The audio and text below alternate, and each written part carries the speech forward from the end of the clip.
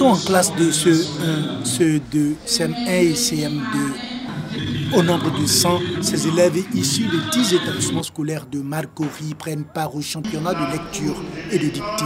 Le championnat de lecture et de dictée répond au besoin d'aider les enfants à améliorer leur rendement scolaire à l'école et surtout d'aider les enfants à se familiariser avec le livre, de prendre le livre comme un compagnon, parce que le livre est la clé de la réussite.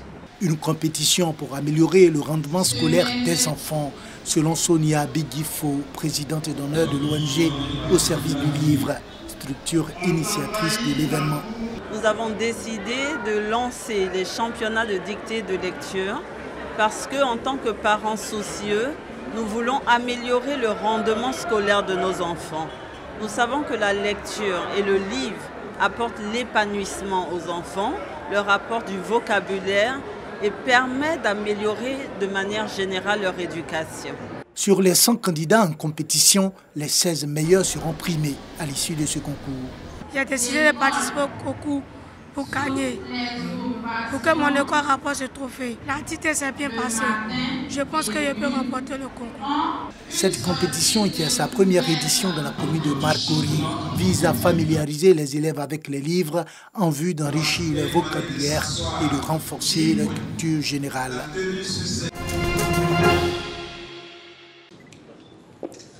Les responsables d'établissements scolaires et secondaires des communes d'Abidjan reçoivent des livres pour le renforcement du fonds documentaire de leur bibliothèque. Un don de 300 cartons contenant plus de 7000 livres, parmi lesquels des romans, des dictionnaires et des encyclopédies. Des outils pédagogiques offerts par le Lions Club Abidjan Kalao en vue de soutenir l'école ivoirienne. Pour le donateur, la lecture est le fondement de l'éducation car elle permet d'améliorer le rendement scolaire des élèves. Dans le cadre du programme d'action en faveur de la lecture, ce sont plus de 184 000 projets et plus de 6 millions d'heures de services qui ont été réalisés par les Lions dans le monde entier au profit de 17 millions de personnes. Nous espérons fortement que ces livres permettront de rehausser le nombre de lecteurs parmi les élèves de notre pays et qui seront agréables à tous.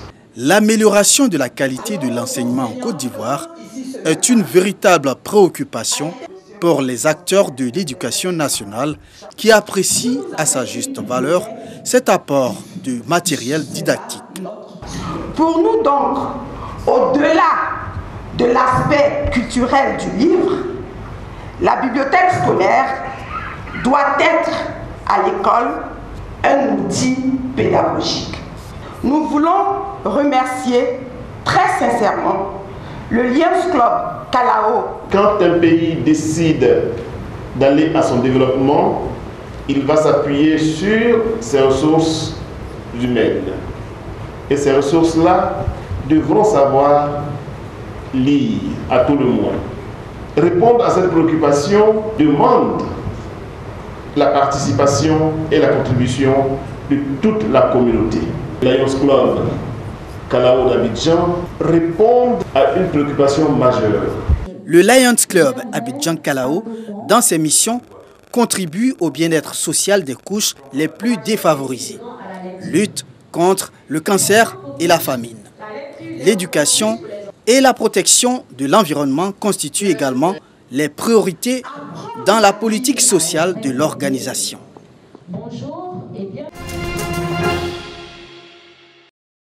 Esplanade de la mairie d'Abobo.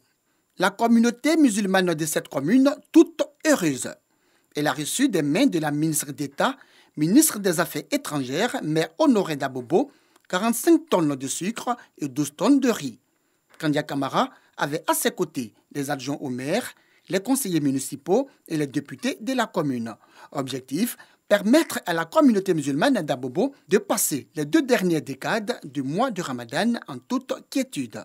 Au nom du conseil municipal d'Abobo, au nom de tous les élus d'Abobo, nous avons l'honneur d'offrir à la communauté musulmane d'Abobo 45 tonnes de sucre et 12 tonnes de riz, afin que cela vous permette de traverser ce mois dans la joie dans la santé, dans le bonheur. La ministre d'État n'a pas manqué d'exhorter les hommes de Dieu à multiplier les prières pour la paix et la stabilité en Côte d'Ivoire, non sans rendre hommage au premier magistrat de la commune, feu le Premier ministre Ahmed Bakayoko. L'année dernière, c'est le maire Ahmed Bakayoko qui a présidé la cérémonie. Ce jour-là, il est intervenu. Il s'est adressé non seulement à la communauté musulmane d'Abobo, mais il s'est adressé à toutes les communautés religieuses et à toute la population d'Abobo. Je voudrais encore une fois lui rendre hommage au nom de toute la municipalité d'Abobo. L'hommage à feu Ahmed Bakayoko, appuyé par les bénéficiaires qui ont tenu à exprimer toute leur reconnaissance à la ministre d'État Kandia Kamara et à toute l'équipe de la municipalité. 20 tonnes, 10 tonnes, 5 tonnes, c'était bon. Mais jusqu'à 45 tonnes, je crois que c'est vraiment très grand. Nous remercions Mme Kandia Kamara pour tous ces cadeaux. Merci à tes collaborateurs. Merci à la mairie d'Abobo. À l'issue de cette cérémonie de dons en vivres à la communauté musulmane d'Abobo, des prières et des bénédictions ont été adressées à Dieu afin qu'il reflète sur la Côte d'Ivoire sa grâce et sa miséricorde.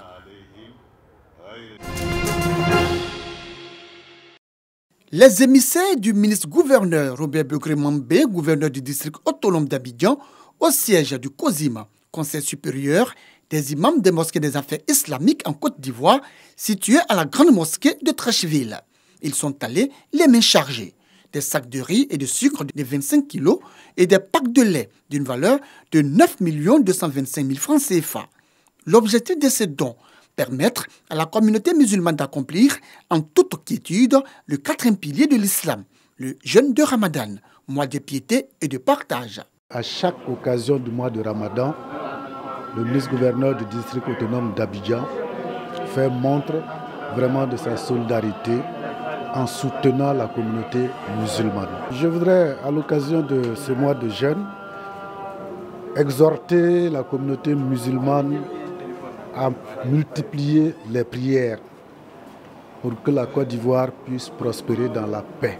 Le COSIM, à travers son secrétaire exécutif, a salué la démarche du ministre-gouverneur Robert Begré-Mambé. Le ministre Mambé, nous le considérons comme un confrère, comme un collègue, parce que c'est un prédicateur. Donc nous ne sommes pas du tout surpris de tous les actes de solidarité qu'il pose, parce qu'au départ, c'est un religieux.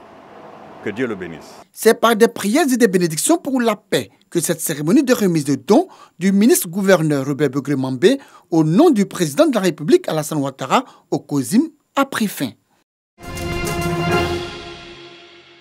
Le partage, la convivialité et la fraternité au rendez-vous de cette deuxième édition de la rupture collective organisée par la COMURTI, communauté musulmane des agents de la RTI. Après un an d'absence due à la crise sanitaire, la COMURTI est de retour cette année avec pour thème le pardon en islam, une conférence animée avec brio par le professeur Yaya Karamoko, imam de la mosquée de l'université Félix Houphouët-Boigny. La rupture collective, bien qu'étant un acte de foi recommandé par Allah, est aussi une manière de témoigner sa solidarité et son amour pour son prochain. Allah subhanahu wa ta'ala, à travers donc son messager, le prophète de l'islam, le prophète Mohammed, paix et salut de Dieu soit sur lui, il nous dit, le meilleur parmi vous est celui qui est utile pour son semblable. Alors, chers frères et sœurs, soyons plus que utiles pendant ce mois béni de Ramadan. Il est donc impérieux de penser à toutes ces familles en détresse, de penser à toutes ces populations défavorisées, de penser à toutes ces personnes démunies, de penser à toutes ces veuves et orphelins.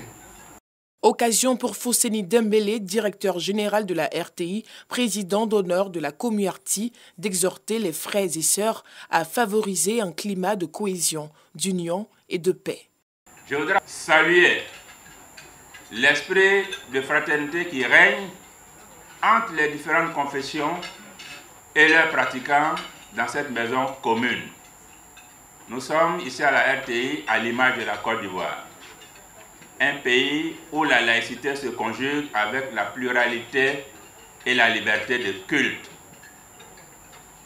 Je voudrais vous dire que avec les valeurs religieuses, l'agent, le travailleur est encore plus compétitif. La Commuarty a été créée en avril 2019. Elle regroupe plus de 200 adhérents.